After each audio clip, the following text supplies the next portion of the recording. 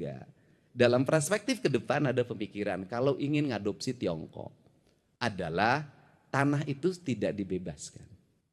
Tapi nggak mungkin Indonesia ini.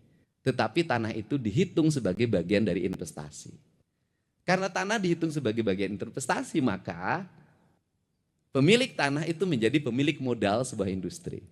Karena pemilik modal sebuah industri, maka pemilik tanah itu menikmati turun dan naiknya produksi. Sehingga bisa puluhan tahun dia menjadi, di dalamnya menjadi bagian dari manajemen. Jadi komisaris, jadi CEO kalau memang punya kemampuannya. Ragam sekali sebenarnya. Dan ini bisa melahirkan masyarakat maju. Masyarakat menjadi bagian industri. Nah ini kerangka dasar. Untuk itu saya ucapkan terima kasih.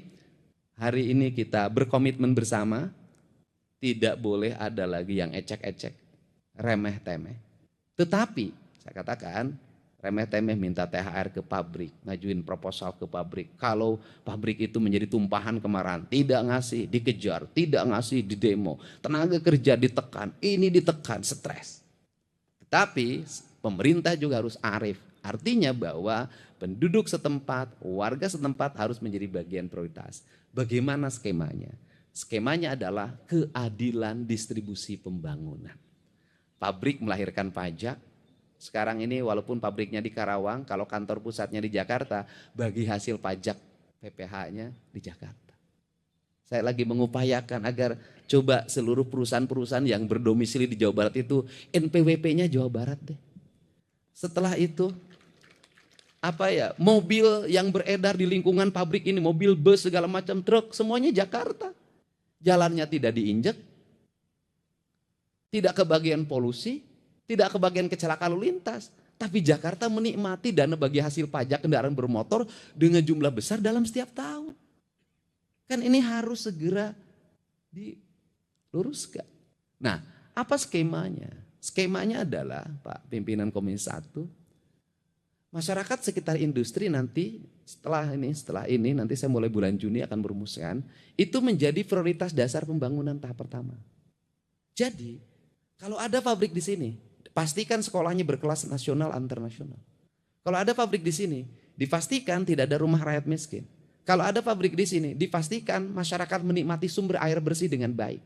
Kalau ada sekolah di sini, maka seluruh rakyatnya harus bisa sekolah S1.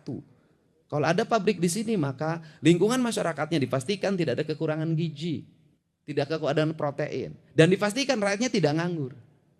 Itu skemanya.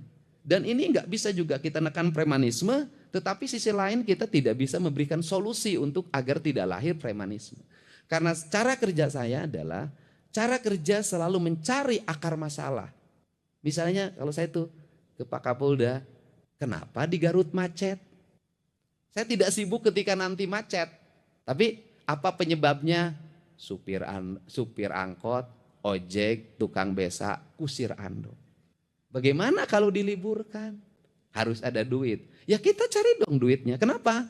Ngeluarkan uang 1 miliar untuk membebaskan kemacetan. Jauh lebih murah dibandingkan menimbulkan kemacetan, kemarahan, kebencian, opini. Karena ingat, di era sekarang ini, kalau lancar, opini akan dikatakan mudik menurun. Ekonomi lagi lemah. Kalau macet, pemerintah tuh bisa ngurus mudik-mudik aja. Nggak ada benernya. Untuk itu diperlukan siapa yang harus menjadi influencer kita untuk membangun opini? Rakyat yang berkomentar. Kenapa?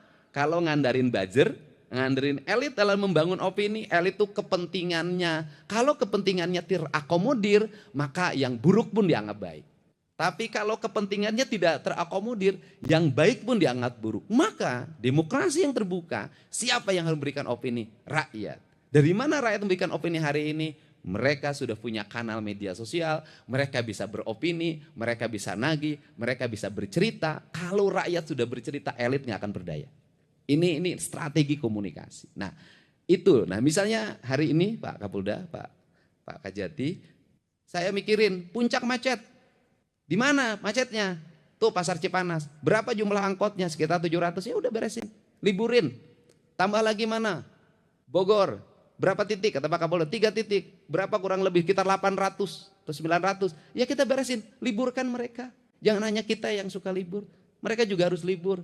bernikmati bersama keluarganya di rumah. Uangnya ada, mereka akan ngomong, mah, poe ieu mah urang teh prek teu kudu narik. Alhamdulillah setahun boga saminggu, boga 14 poe. Teu narik tapi duit boga. Mereka akan ngomong, benernya pamarentah teh bager. Itu akan jadi opini yang ikhlas. Dan itu akan jadi doa.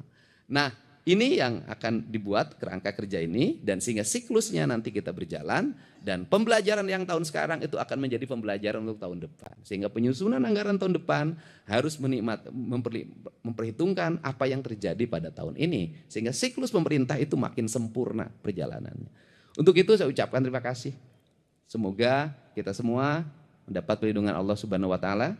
Dan hari ini juga saya mengucapkan terima kasih pada seluruh jajaran Polda Jabar, Polda Metro Jaya, Kodam 3 Siliwangi, Kodam Jaya, Kejaksaan Tinggi Jawa Barat, dan para kajari semuanya, para Kasipidsus, Kasipidum yang sudah bekerja dengan baik.